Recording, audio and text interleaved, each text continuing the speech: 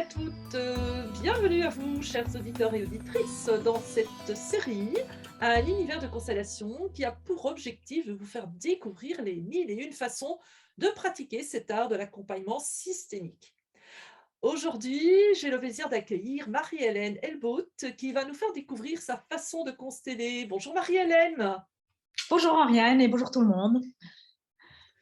bienvenue à toi. Je viens de commencer mes interviews en honorant les ancêtres de mes invités. Alors, avec quel ancêtre te sens-tu particulièrement connecté ou qui t'inspire? J'ai des deux côtés, on a des familles avec beaucoup de cousins et qui s'aiment beaucoup, donc il y a beaucoup d'amour, je trouve, dans les deux côtés, et il y a beaucoup, beaucoup de monde. Et sinon, par rapport à ce que je fais, ce qui m'anime voilà, dans ce que je fais, où il y a toujours un côté comment être une citoyenne active et contribuer au monde qui m'entoure. Je reconnais mes ancêtres d'Ostende, donc de la lignée paternelle, où mon arrière-grand-père a fondé il était imprimeur et il a fondé un journal. Alors, on vient d'une famille bourgeoise, belge, donc francophone, et il a fondé un journal en flamand pour donner une voix aux familles des pêcheurs, et en tout cas l'univers des pêcheurs qui n'était pas entendu. Donc, il y a une fierté là de dire qu'il y avait déjà un engagement social, en tout cas sociétal. Et donc, et lui et mon arrière-grand-mère, qui est un chouette couple, qui ont créé ça ensemble. Oui, c'est des personnes qui m'ont beaucoup inspirée et qui m'inspirent dans les ancêtres. Je ne les ai pas connus, mais j'hérite, je pense, voilà, de certaines valeurs. Mm.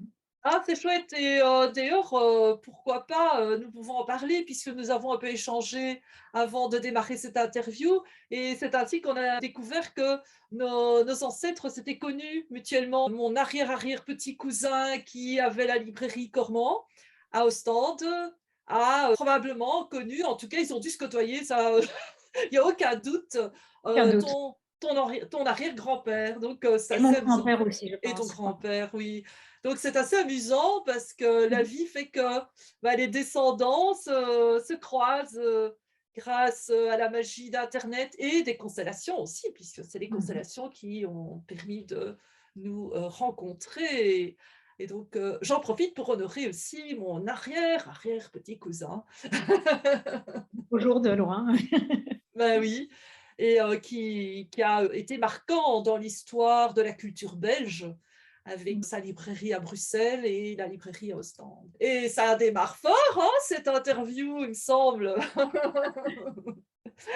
Dis-moi, comment, les constellations sont venues à toi ou comment, es-tu, arrivée aux constellations? Comme beaucoup d'autres personnes, nous avons un certain sac à dos avec plein de choses dedans qu'on a hérité, voilà, hérité ou vécu, etc. Donc moi j'avais un sac à dos assez lourd. Euh, et autour de la trentaine, où j'allais vraiment, vraiment pas bien, dans vraiment un creux de vague, j'ai choisi de me faire aider. J'ai suivi tout un parcours d'aller mieux. Et en fin de parcours, enfin, on n'est jamais en fin de parcours, on est bien d'accord, mais à un moment où voilà, je remontais vraiment bien, j'ai découvert les constellations. Et là, la première fois où j'ai participé, j'ai senti comme quelque chose qui a fait qui s'est aligné.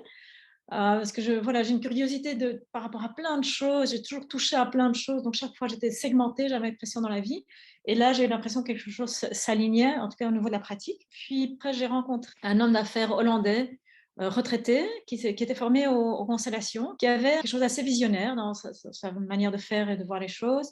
Et donc, avec lui et un ami à moi, on a créé un groupe de travail. Donc, on a rassemblé des personnes autour de nous qui avaient déjà fait un chemin en développement personnel, donc des gens qui avaient déjà, voilà, qui n'étaient pas au b à bas d'aller explorer leurs ombres et d'en aller mieux. Et pendant 3 ans, un dimanche par mois, on travaillait avec les constellations sur des thématiques. Au début, c'était vraiment des thématiques à nous. Et progressivement, ça s'est élargi sur des thématiques plus collectives. On a commencé à toucher des questions politiques, de la politique belge. On commençait à avoir des personnes qui étaient, par exemple, des fermiers de plusieurs générations, Mmh. où il y avait des grosses problématiques qu'ils ne comprenaient pas. Quand on a fait ce genre de constellation, moi, j'ai vibré, mais je me dis, c'est ça. Les constellations familiales m'ont beaucoup apporté à moi, mais je ne me voyais pas du tout dans un rôle de thérapeute et je n'avais pas envie non plus. Par contre, des questions collectives, mais je kiffais complètement. Je me sentais complètement à ma place, en sachant aussi que je n'avais pas du tout encore l'expérience, donc je n'étais pas encore formée. Oui. Et quand cette collaboration voilà, c'est dissoute. J'ai choisi de me faire former, en tout cas d'aller suivre une formation en Angleterre. Mais toujours avec cette optique de c'est vraiment ça qui m'habite. C'est vraiment des sujets liés au collectif et à la collectivité et à des thématiques plus larges, en fait. Donc voilà comment j'ai atterri dans cet univers. On fait le lien avec ton arrière-grand-père qui avait écrit le journal pour donner une voix aux pêcheurs. C'est aussi une façon de donner une voix ici, en l'occurrence aux agriculteurs, parce Mhm. que bon, c'est pas facile d'être agriculteur dans l'Europe d'aujourd'hui, hein. Qu'est-ce qui te distingue des autres constellateurs ou constellatrices? Très, très, très, très modestement. Vraiment, je pense cet élan vers des thématiques très spécifiques. Parce que voilà, ça fait des années que j'ai cet élan. Il n'y a que maintenant qu'il se manifeste parce qu'en fait, je fais une petite parenthèse, c'est que dans voilà, ma volonté, en tout cas l'intuition que j'avais d'apporter les constellations sur des thématiques liées à l'urbanisme, à l'architecture, à l'environnement, à des questions de pollution, etc. Donc c'est vraiment le fil conducteur qui est là depuis 10 ans. Pour apporter ça, entre-temps, j'avais croisé les pratiques d'intelligence collective et je me dis, c'est plus facile d'amener la constellation par ce biais-là que, bam, en direct. J'ai commencé à proposer des outils d'intelligence collective sur des thématiques comme celle-là et ça a assez vite flambé dans le sens que j'étais à un moment où, qui est encore actif maintenant, actuel, il y a beaucoup de demandes, il y a vraiment un besoin. Donc les communes veulent être plus à l'écoute de leurs habitants, il y a des questions de mobilité dans les villes, ils font appel à l'intelligence collective entre des citoyens, etc. Donc, il y a eu beaucoup de demandes. Et en fait, ça a été mon axe principal pendant plusieurs années, mais il n'y a plus du tout, du tout, du tout place pour les constellations. Là, il y a à peu près un an, j'en ai vraiment marre parce que c'est pas toujours agréable de travailler avec des communes, etc. Et surtout, c'est parce que c'était pas mon intention première, surtout. Donc Oui. ça, j'ai remis vraiment cette activité-là à quelqu'un qui avait vraiment l'élan pour maintenant vraiment m'axer sur et développer cet axe-là. Mais dans ce parcours, j'ai évidemment mis beaucoup de contacts, d'expertise, etc. Donc il y a une confiance aussi dans ce milieu-là par rapport à ce qu'on a fait jusqu'à présent. Et donc c'est plus facile d'apporter maintenant les constellations. Au cours des années, là maintenant, où est-ce que ça se fait éventuellement ailleurs, à l'étranger, etc. Parce que je suis quand même fort inscrite dans les réseaux anglo-saxons, plus que francophones. Je trouve rien en fait. Donc j'ai pas encore Ah. trouvé d'alliés. J'ai pas encore trouvé d'alliés.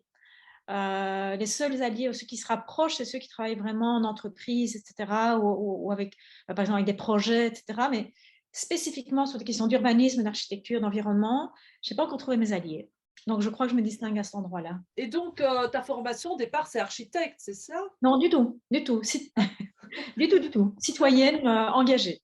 Ah oui, Non, non, mais j'ai d'accord. toujours eu euh, beaucoup d'affinités pour l'architecture et surtout je suis très touchée par la notion de paysage. Et quand je dis paysage, c'est pas un paysage bucolique. Pour moi, ma ville, c'est le paysage de ma ville. Et je trouve qu'il y a de moins en moins d'attention au paysage. Quand on donne des permis d'urbanisme, pour l'instant, ce n'est qu'au service du fonctionnel. Mhm. Et il n'y a plus du tout une conscience de la globalité. Si je mets tel bâtiment dans tel environnement, mais est-ce qu'il y a un équilibre? C'est pas pour ça qu'il peut pas être différent, mais c'est quoi le paysage global? Donc moi, en tant qu'individu qui aime la beauté, ça me blesse très souvent, cette non-soin du paysage.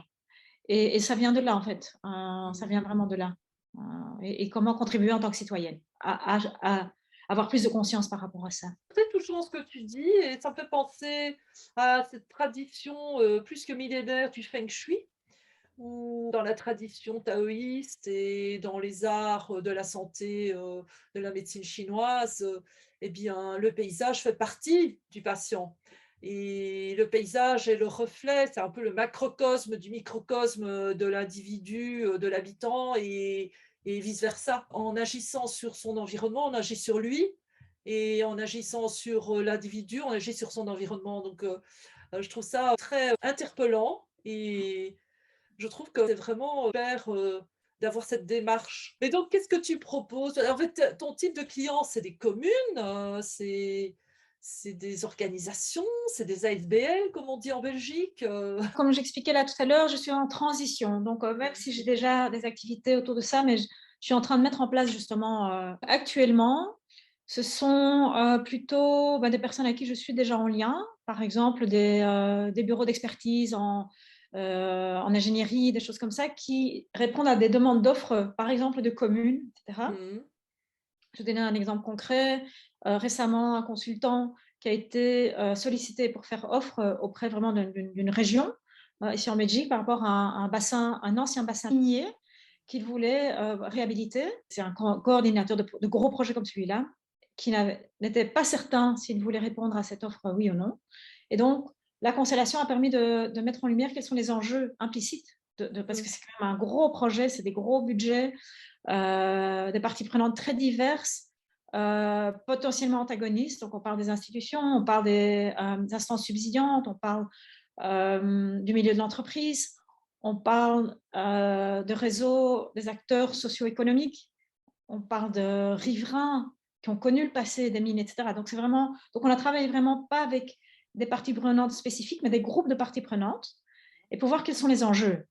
Et ça a permis vraiment de mettre en lumière quels sont les enjeux implicites, et pour que cette offre elle puisse répondre clairement en ayant déjà un peu goûté à un futur possible, et pas juste répondre directement par rapport à l'argent et d'où elle vient, etc.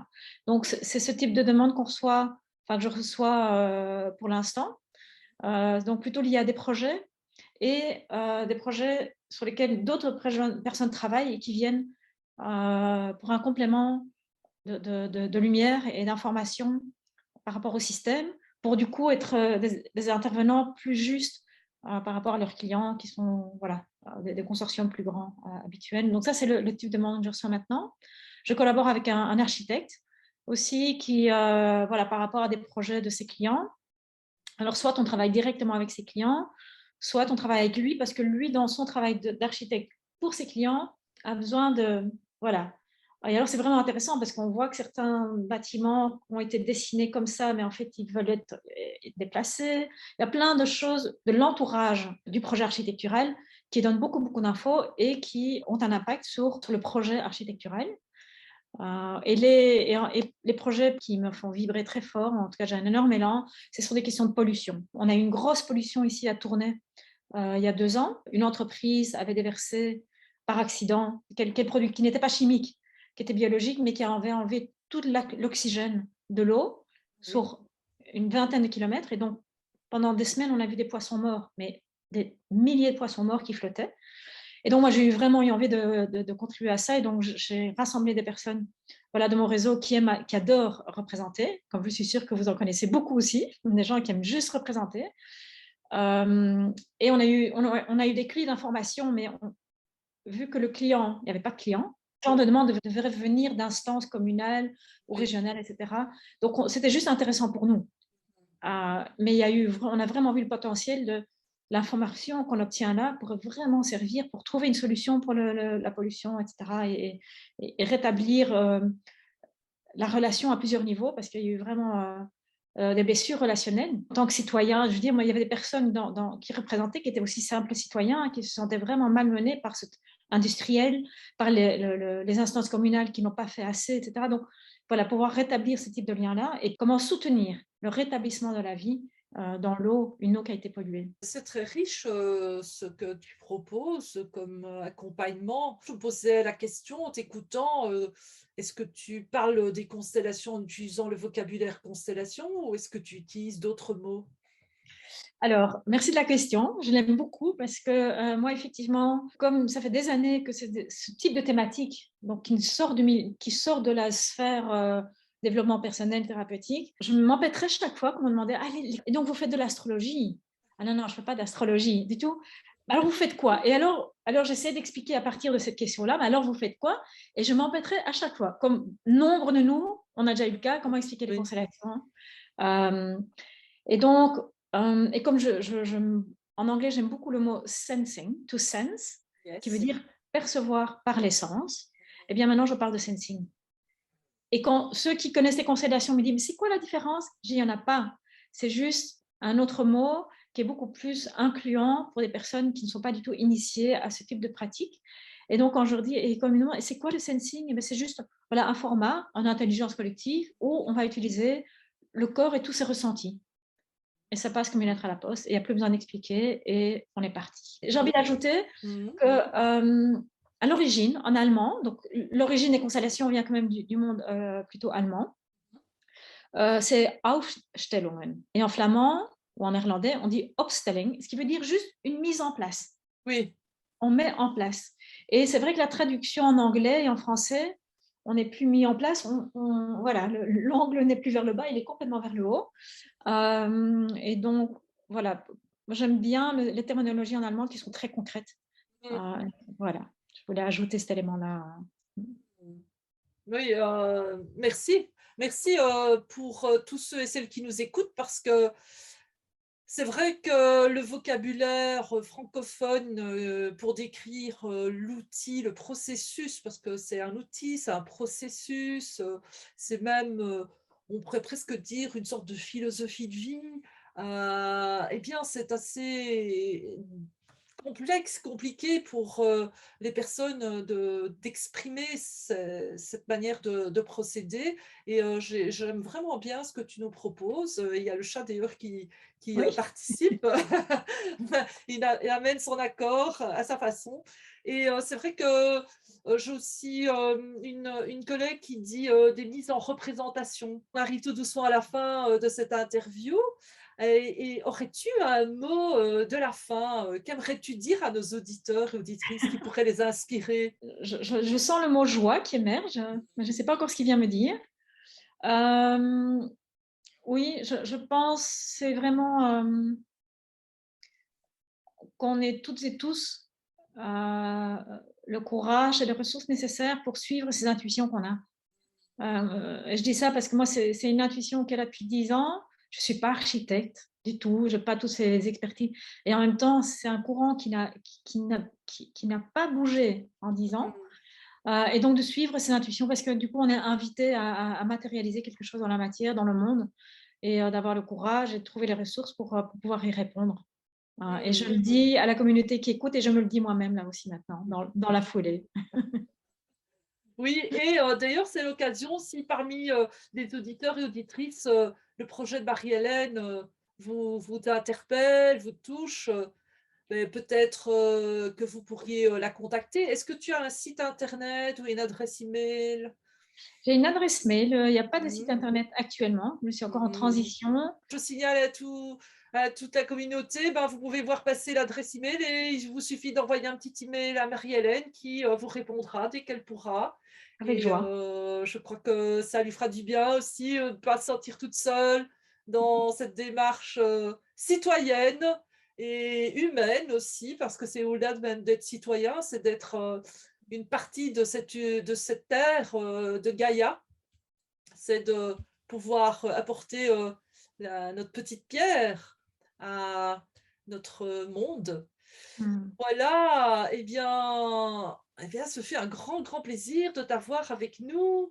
Et si vous avez aimé cette vidéo, abonnez-vous à notre chaîne YouTube, activez la petite cloche pour être informé des nouveautés publiées et surtout, surtout, partagez ces vidéos avec vos amis. Non pas pour Marie-Hélène, non pas pour moi, mais pour vos amis qui sont à la recherche d'une inspiration, d'un outil, d'un processus, de quelque chose qui va les mener là sur leur chemin de vie. Mille merci, Oriane, pour cette initiative voilà, qui me touche beaucoup. Merci Marie-Hélène, au revoir, Au revoir. à tous.